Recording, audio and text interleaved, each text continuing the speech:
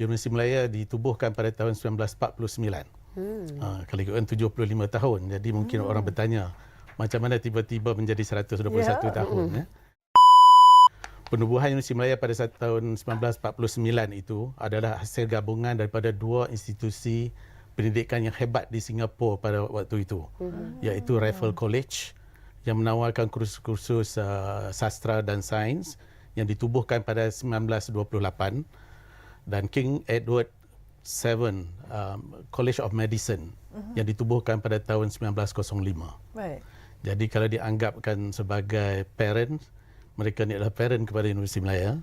Jadi bagi tujuan itu, Universiti Malaya telah menetapkan bahawa tahun asal Universiti Malaya diambil tahun penubuhan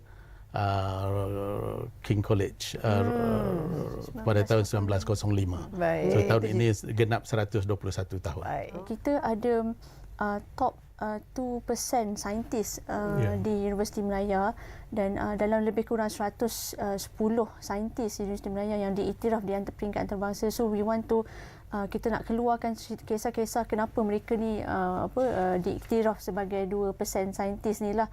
So penyelidikan, alumni dan juga pelajar kita akan ceritakan di social media dan juga media arus perdana. Boleh kongsikan antara platform untuk masyarakat mendapatkan maklumat lanjut mengenai UM 121 ini. Okey. Untuk maklumat-maklumat lanjut yang kita akan update dari semasa ke semasa, of course di social media, kita ada Facebook, Instagram, X, TikTok dan juga YouTube. So memang boleh follow Uni Malaya, dan juga kita akan update di laman web um.edu.my, which kita akan launch kita punya landing page untuk sambutan UM 121 ni pada Jun akan datang ni. Okey, baik. Jadi kita berharap semua stakeholders, pemegang taruh universiti akan terus menyokong Universiti Malaya, daripada alumni, pensyarah, staf, pelajar, agensi-agensi kerajaan yang lain akan terus menyokong Universiti Malaya supaya Universiti Malaya akan terus cemerlang di persediaan antarabangsa. Universiti Malaya adalah universiti yang membawa nama Malaysia di peringkat antarabangsa dengan begitu hebat.